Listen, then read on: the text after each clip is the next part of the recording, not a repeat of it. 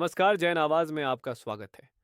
परम पूज्य आचार्य देव महाबोधि सुरेश्वर जी महाराज साहेब ने एक महत्वपूर्ण संदेश देते हुए कहा कि मंदिर पूजा जितनी आवश्यक है, उससे भी अधिक महत्व माता पिता और बुजुर्गों की सेवा का है।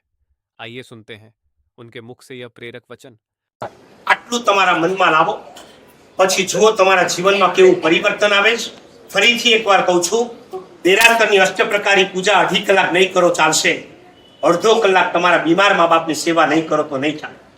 5 લાખ રૂપિયાના ચડાવા લઈને તમે સાધુ ભગવંતોને પોતાની શેખી મારવા માટે ક્યારેક મોટા આચાર્ય આવે છે ને, સમાજના મોટા આચાર્ય છે, સમુદાયના મોટા આચાર્ય છે, આપણા પંથના મોટા આચાર્ય છે, આપણે ચડાવો લઈએ 5 લાખનો ચડાવો લઈને એમને કામડી ઓરાવો છો।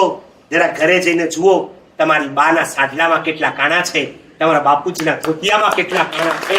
એ કાણા છે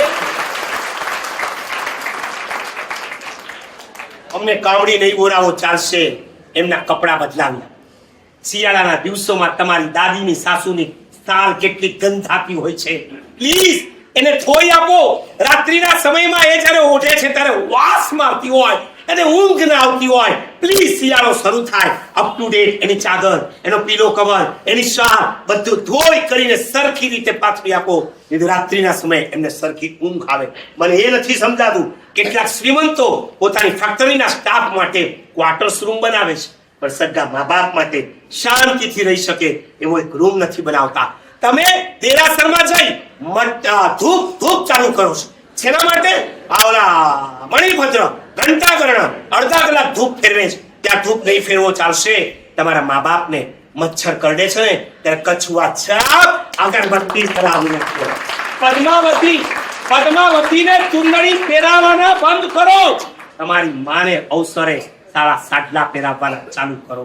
શું કહું, તમે હોસ્પિટલમાં જાઓ અને બીમાર લોકોને દવાઓ ખવડાવો, ફ્રૂટ્સ આપો, સાંજ પડે પપ્પા ગરમી બહુ છે શેરડીનો જ્યુસ આપો, ઠંડા પાણી લાવું, નાળિયેરનું પાણી પીવડાવ્યું ક્યારે? તો આ રવિવારના નાટક શેના કરો છો? ગરીબોને ખીચડી ખવડાવવાને પૂછું છું। સગા મા બાપને સાંજે શીરો ગરમ કરીને ખવડાવ્યો ખરો?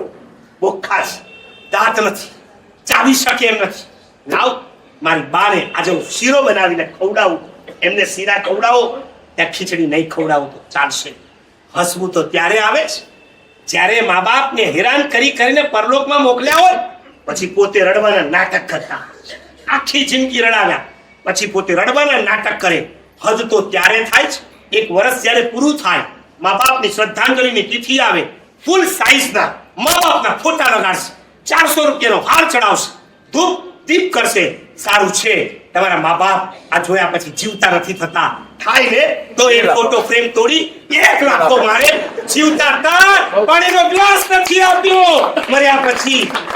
जैन जागरूकता से संबंधित अपना वीडियो जैन आवाज में अपलोड कराने हेतु अभी 9833334441 नंबर पर व्हाट्सएप करिए।